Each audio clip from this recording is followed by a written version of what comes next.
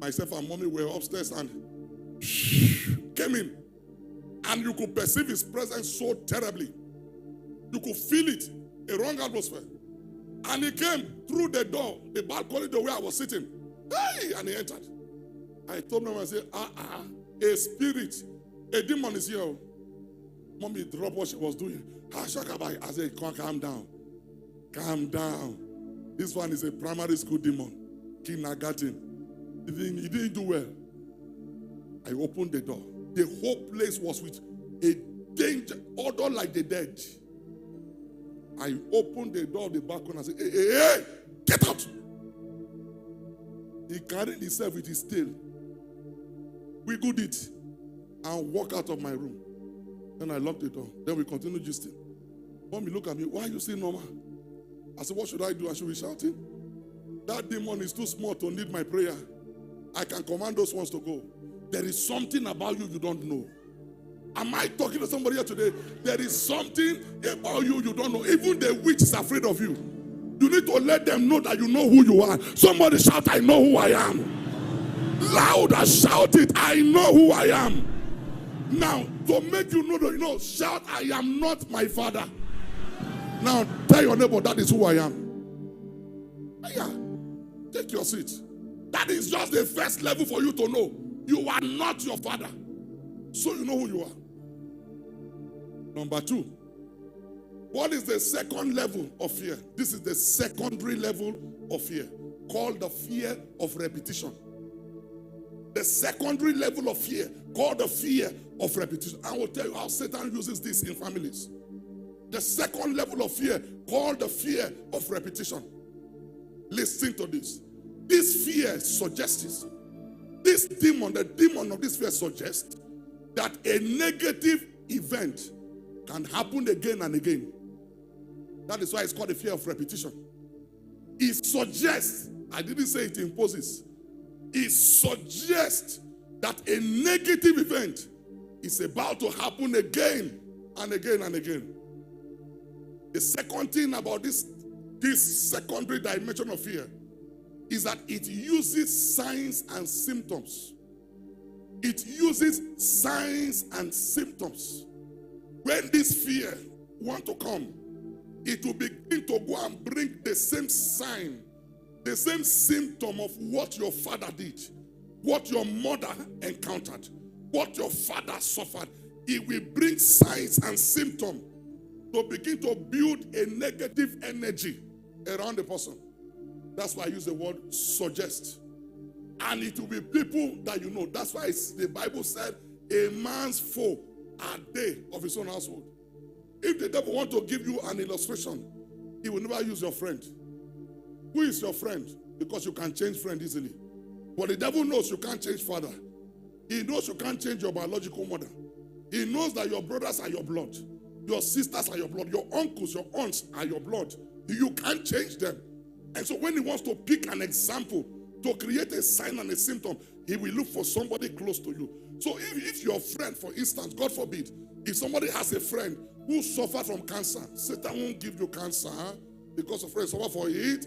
He will just tell you that is not connected at all. But when a mother suffers from cancer, all of a sudden, the daughter began to feel symptoms in her breast region and begins to get uncomfortable. Pain is coming. And then she went for checkup, and the checkup confirmed it is not as if it is real cancer yet, but something is growing there. He uses signs and symptoms. Then fear takes over the person. Fear, anxiety. The anxiety begins to allow the affliction to grow. It allows it to grow. Fear services the affliction to grow. Oh, the father got to the age of 40. He was doing well. He was doing well. He was doing well. He was doing a pattern. He got to the age of 40. Things began to get bad. He began to crash. He began to crash. Now he is 39. As he is 39, things began to fail. Things began to fail. Say, Kai, this was what happened to my father. And then in fear, he will be anxious. In anxiety, he will go and make mistake. With the mistake, he will never grow.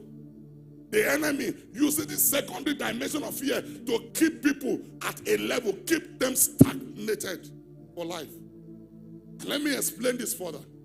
This fear, like I said, it uses signs and symptoms. This kind of fear is a scent invitation from family altars. The third dimension is that it is a sent invitation from family altars. It is an invitation forwarded from family altars. And I kid you not, I've seen some things in my very brief time. I've seen something. I've seen nothing here, but I've seen something so far. It is a sent invitation from family altars that drives many people back home for solution. It's a secret invitation that is sent from family altars to drive many people back home for solution. Oh, bring him to us. They wanted to carry one of my sons. Say, take him nowhere. The wife said, no. If my husband's people say we should bring him. I said, carry him nowhere. He won't come back. They want to finally cut off his head. Take him nowhere. And he lived. They said, Daddy, we should bring him. No. I said, this is what they do. They will create a problem and tell you they have the solution. They will create a problem. They will tell you they have the solution. Bring him home. One young man came to me panting, traveled all the way from Lagos. He said, all the things are not working. He started working. He was talking. The next thing he said, I wanted to start to speak prophetically. The next thing he said was unbelievable. He said, sir, they are asking me to come back home. I said, why? He said, oh, there is a masquerade that my father's father carried. Before my father died, he carried it. And they say, it's my turn to carry. And they say, I must come home and carry. I said, so you want to go home?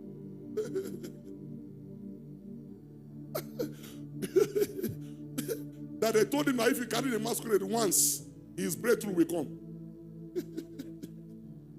Have you seen him masquerade? Let somebody go. If he carries it once, then he will now break through.